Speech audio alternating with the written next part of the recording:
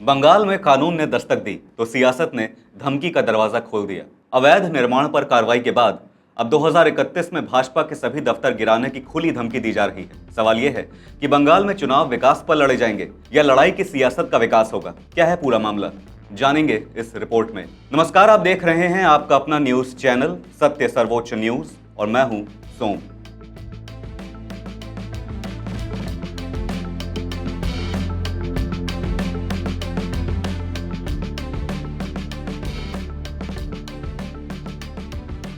पश्चिम बंगाल की राजनीति में एक बार फिर सियासी टकराव अपने चरम पर पहुंच गया है। तृणमूल कांग्रेस के राष्ट्रीय महासचिव और टीएमसी प्रमुख ममता बनर्जी के भतीजे अभिषेक बनर्जी ने भाजपा को खुली चेतावनी देते हुए कहा है कि अगर 2031 में टीएमसी दोबारा सत्ता में लौटती है तो राज्य में भाजपा के सभी पार्टी कार्यालयों पर वैसी ही कार्रवाई होगी जैसी उनके आमतला स्थित पार्टी कार्यालय पर की गई। दरअसल शनिवार को दक्षिण 24 परगना जिला प्रशासन ने आमतला स्थित तृणमूल कांग्रेस के बहुमंजिला पार्टी कार्यालय को गिराने की कार्रवाई शुरू की। प्रशासन का कहना है कि जांच में पाया गया कि यह इमारत बिना स्वीकृत बिल्डिंग प्लान के बनाई गई थी और निर्माण नियमों का गंभीर उल्लंघन किया गया था। कार्रवाई के दौरान भवन से कई कंप्यूटर, लैपटॉप और बड़ी संख्या में दस्तावेज और फाइल्स भी बरामद की गईं। मौके पर भारी पुलिस बल तैनात रहा और पूरे इलाके की निगरानी की गई। इस कार्रवाई के बाद अभिषेक बनर्जी ने तीखी प्रतिक्रिया देते हुए आरोप लगाया कि यह कानूनी कार्रवाई नहीं बल्कि राजनीतिक बदले की भावना से की गई कार्रवाई है।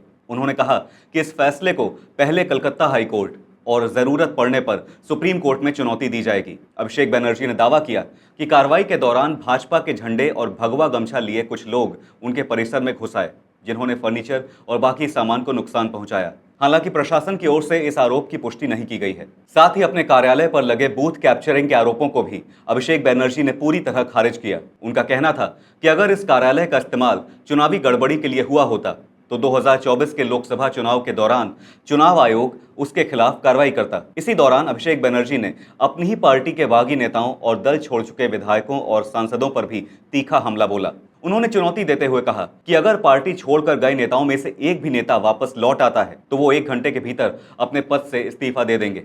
उन्होंने आरोप लगाया कि कई नेताओं ने भाजपा के साथ समझौता किया और ईडी, सीबीआई जैसी केंद्रीय एजेंसियों की कार्रवाई से बचने के लिए पाला बदल लिया। अभिषेक बनर्जी ने कहा कि जो लोग जांच एजेंसियों का नोटिस मिलते ही दल बदल लेते हैं वो लड़ने के बजाय समझौता करने का रास्ता चुनते हैं। उन्होंने ये भी कहा कि उन्हें खुद भी ईडी, सीबीआई, एसटीएफ और राज्य पुलिस कई बार पूछताछ के लिए बुला चुकी है, लेकिन उन्होंने हर बार जांच में सहयोग किया। उनके खिलाफ कई एफआईआर दर्ज हैं और सभी मामलों की जानकारी के लिए उन्होंने हाईकोर्ट का दरवाजा भी खटखटाया है। इसके अलावा हालिया विधानसभा चुनाव में टीएमसी की करारी हार का जिक्र करते हुए अभिषेक बनर्जी ने कहा कि अगर हार की जिम्मेदारी उनके सर डाली जा रही है तो पिछले कई चुनावों में पार्टी की लगातार जीत का सेहरा भी उन्हीं के सर पर बांधा जाना चाहिए। बहरहाल अब ये मामला केवल एक पार्टी कार्यालय के ध्वस्तीकरण तक सीमित नहीं रह गया है। ये बयानबाजी बंगाल की राजनीति में बढ़ती तल्खी और आने वाले वर्षों की सियासी रणनीति की भी झलक दिखा रही है।